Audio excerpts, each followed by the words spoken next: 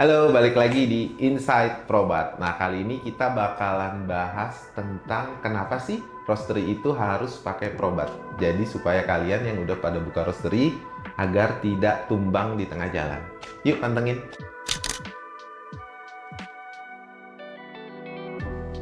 Nah, jadi berdasarkan data dari Rentek Digital per 23 Januari 2025, terdapat 1.103 roastery yang ada di Indonesia. Nah, terdapat 1% dari total keseluruhan itu yang tidak dapat berjalan lagi roastery-nya atau bisa dikatakan gulung tikar, padahal itu belum berjalan sampai 5 tahun. Nah, kali ini nih, kita nggak sendirian, jadi saya ditemenin oleh direktur kita, Pak Jo Febrian. Hai guys. Nah, langsung kita mulai ya. Pertanyaan yang pertama. Saya sambil baca. 1.103 roastery itu masih terhitung kurang impactful sebetulnya. Karena jumlah konsumsi kopi itu meningkat secara signifikan di beberapa tahun terakhir. Dari tahun 2023 sampai 2025. Sebesar 4,79 juta kilo menjadi 4,81 juta kilo. Wow, besar ya.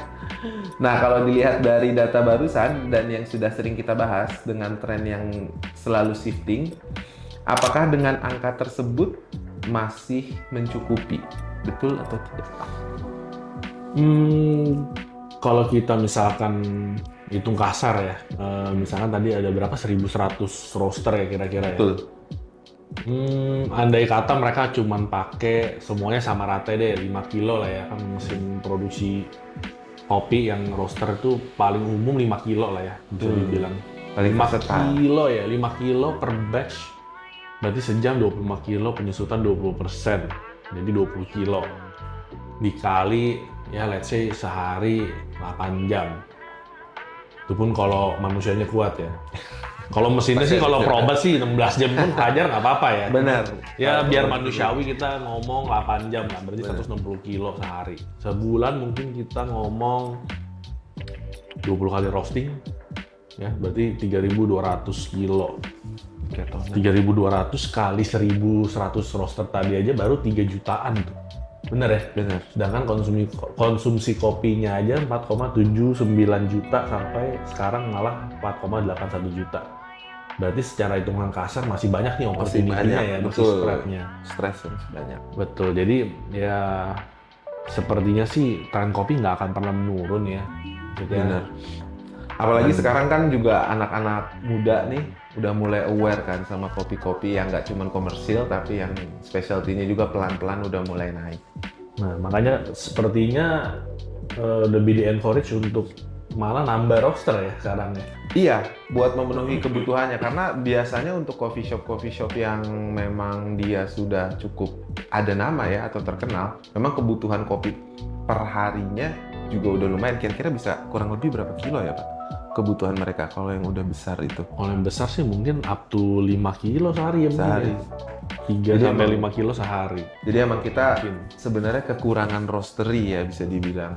Apalagi maksudnya sekarang kan perang tarif kayak Amerika Serikat kan udah masuk ke Indo dan 0% kan ya consumer Iya. goods. Jadi Nah. daripada kita membuang opportunity buat kasih ke market luar negeri masuk ke Indo, kenapa nggak kita aja nggak sih yang garap Support. marketnya gitu. Support kopi Indonesia. Itu dia. Oke, langsung ke pertanyaan berikutnya. Kalau kita berbicara sustainability di dunia bisnis, apa aja sih yang harus diperhatikan dalam menjalankan bisnis roastery ini? Sebenarnya daripada ngomong sustainability dulu, mungkin awal mula pas kita mau bikin roastery dulu kali ya. Karena kan tadi sempat di-mention juga ada berapa persen lah gitu ya roaster yang maksudnya belum nyampe 5 tahun udah Iya, tutup. belum sampai 5 tahun. Betul. Itu kan memang ngomong sustainability ya, karena sampai 5 tahun ke depan gitu. Tapi menurut saya pribadi awalnya itu juga sangat penting. Contohnya dari pemilihan mesin pun menurut saya itu juga penting. Banyak roaster baru mau mulai itu pasti akan kaget sama harganya Probat, itu udah Benar. pasti. Cuman banyak juga orang yang nggak tahu bahwa mesin Probat itu investment yang bagus. Kenapa saya bilang kayak gitu? Karena di dalam sejarah mesin Probat nih, depresiasi mesin itu dalam 10 tahun itu cuma 20%. Wah. 10 tahun Oke. ya. Bahkan maksudnya hari ini lu posting, oh saya mau jual mesin second, besok pasti udah laku. Jadi dibandingin mobil jauh lah ya. Jauh banget. Ini mesin penghasil duit yang depresiasinya sangat kecil gitu. Kalau kita bandingin, ya nggak mungkin saya sebut brand ya, cuman maksudnya kalau mereka mulai dengan let's say mesin-mesin yang lebih murah nih, misalkan low investment, tapi mereka akan returnnya juga pertama dari segi produksi pasti jauh lebih lebih dikit lah dari Probot sudah pasti, karena ketahanannya ya. Mesin Probot bisa sehari pakai 16 jam nggak masalah, tetap konsisten, produknya tetap sama. Kalau pakai mesin lain udah mungkin berapa batch kemudian di atas 10 batch sudah pasti menurun konsistensinya. Which is buat kalian produk yang nggak konsisten kan susah ya kita jual ke masyarakat ya. Kalau gonta-ganti gitu. Lalu misalkan let's say 5 tahun ke depan kalian nggak make it gitu, nggak berhasil. Kalian harus jual mesinnya. Kalau mesin lain bisa jadi setahun depresiasi 20%. Setahun. Kalau sedangkan Probot, tadi saya bilang, karena ini kasus nyata ya, selama 10 tahun dijual lagi pun depresiasi nggak nyampe 20%. Dan ibaratnya kita udah untung pakai, udah menghasilkan banyak, dan mereka banyak yang jual itu karena mau upgrade sebenarnya. Itu kapasitas yang lebih besar. Betul. Nah, jadi itu menurut saya investment awal itu sangat penting di saat kita memilih alat ya gitu. Jadi daripada kita harus 2 kali keluar duit, contoh misalkan yang mereka yang pakai brand lain dulu di awal, lalu berjalan 2-3 tahun ternyata bisnisnya bagus, tapi kapasitasnya sudah tidak mencukupi gitu. Karena mungkin mesinnya sering trouble lah, mesinnya nggak kuat kalau dihajar terus, akhirnya baru mau beli Probot. Itu kan jadinya kayak double investment yang sepertinya mestinya bisa dihindarkan gitu kalau kita udah planning dari awal lah ya. Benar. Itu satu. Mungkin yang kedua dari sisi knowledge, karena owner juga menurut saya penting banget buat ngerti tentang dunia roster juga, biar maksudnya bisa tetap eksis, biar kita bisa ngerti nih kita mau target marketnya seperti apa, kita mau tentuin yang mana, biar mereka juga punya strategi yang jelas gitu loh, nggak cuman ngikutin yang sudah ada di samping-samping kiri kanan kalian gitu, karena banyak banget roster yang bisa buat dan modalnya bisa jadi sangat murah ya kalau pakai mesin-mesin yang lokal mungkin. Tapi apa yang membedakan kalian dengan mereka gitu loh. Jadi kalau kalian mau punya target market sendiri, menurut saya harus banyak cari tahu juga tentang market kalian, especially di tempat kalian mau jualan. Mungkin sekarang udah ada e-commerce sangat membantu ya, cuman tetap harus tentuin target marketnya dulu, harus ngerti tentang pasarnya kopi itu gimana sih di daerah kalian, especially yang tempat kalian jualan. Menurut saya sih itu, sama paling penting juga kita ngomongin SDM kan susah ya, gonta-ganti roster terus. Menurut saya ya owner juga harusnya bisa lah ya at least untuk operate. Betul. Especially dengan Probot sangat mudah pengoperasiannya, user friendly juga, dan bahkan kalau misalkan seperti yang saya bilang tadi, kalau target marketnya udah terpenuhi nih, kita udah tahu nih mau jualan kayak apa, mau hasilnya kayak gimana. Profiling di mesin Probot gampang banget. Dan ada fitur autopilot juga, which is nanti kalau roster kita misalkan resign, kita ganti roster baru, kita nggak perlu pusing ngajarin mereka lagi. Ya, karena datanya udah ada. Betul, untuk profiling ulang lagi, untuk produksi lagi, karena udah ada profilnya yang di save, dan mereka tinggal bisa autopilot aja gitu. Jadi sangat mudah banget sih. Menurut saya itu sih. Sama nambahin nih Pak, boleh kejadian di lapangan. Jadi kan tadi Pak Febrian ini bilang kalau 5 kilo itu yang paling aman. Ya memang betul, karena dia mesin yang paling versatile.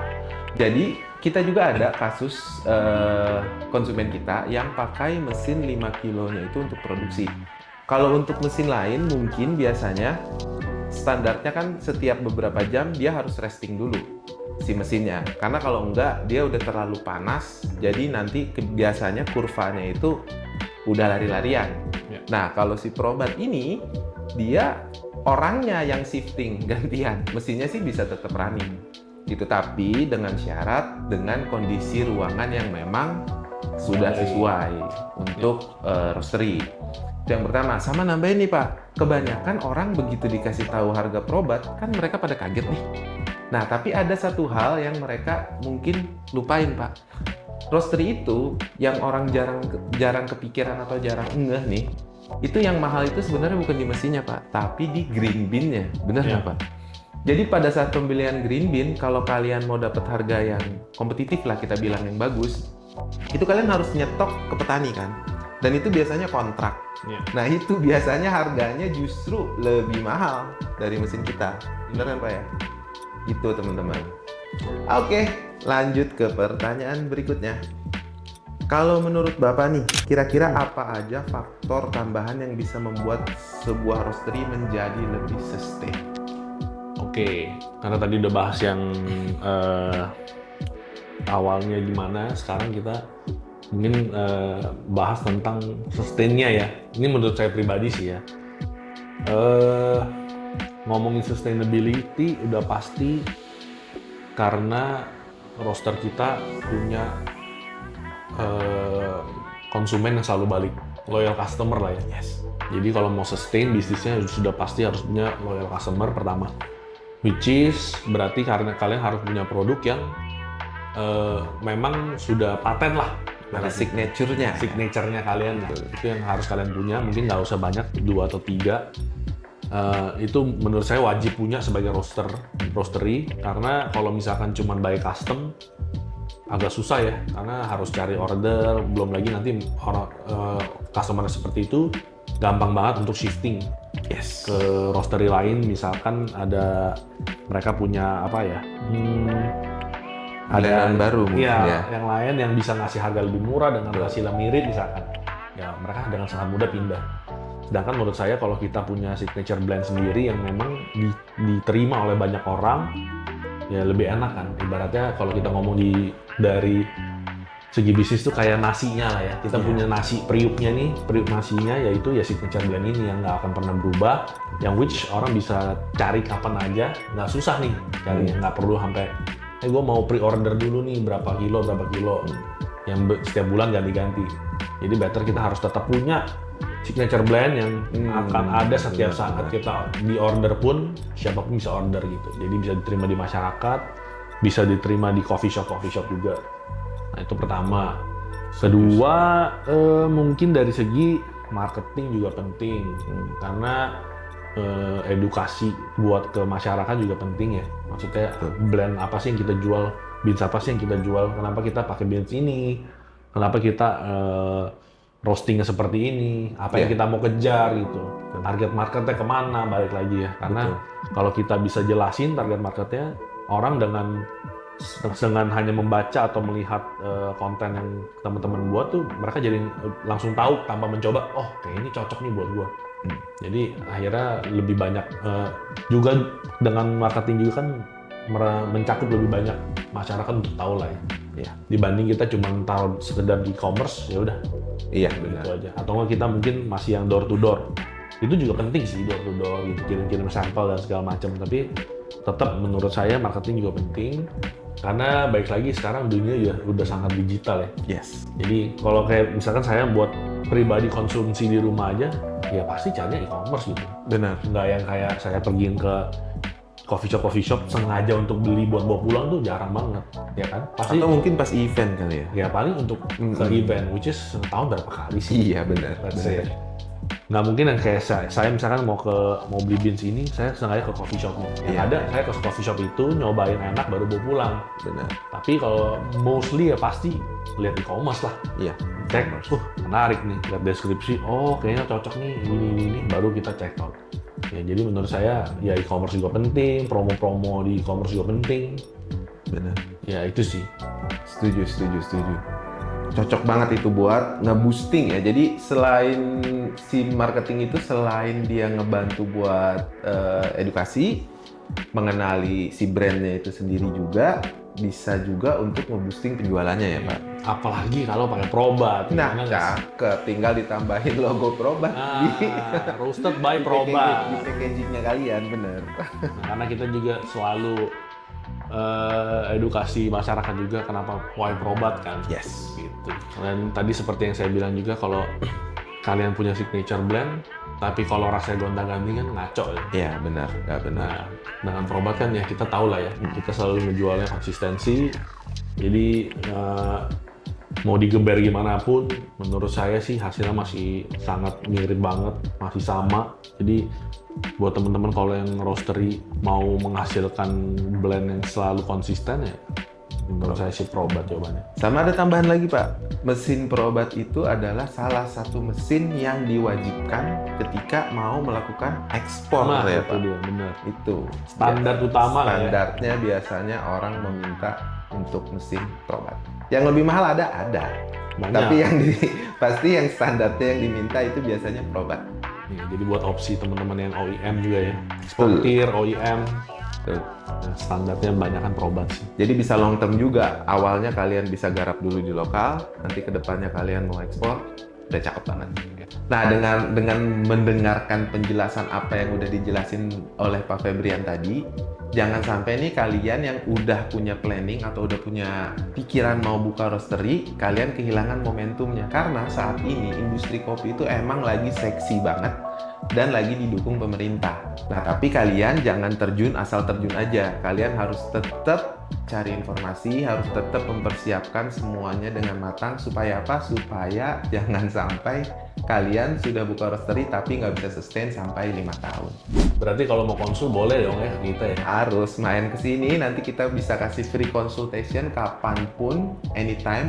Nggak usah takut, kita nggak akan maksa beli. Iya, pasti. Aman, bisa konsultasi dulu. Dan itu kalian bisa konsultasi sepuasnya. Kapanpun, kita pasti jawab. Jam berapapun. Nah, kalau kalian mau datang, bisa ketemu saya atau Pak Febrian atau tim-tim kita yang lain. Ada banyak yang siap untuk welcoming kalian. Bisa nanya tentang apapun di sini. Kalian bisa datang ke showroom kita yang ada di Peak 2, Cold Coffee Culture. See you on the next video, guys. Bye.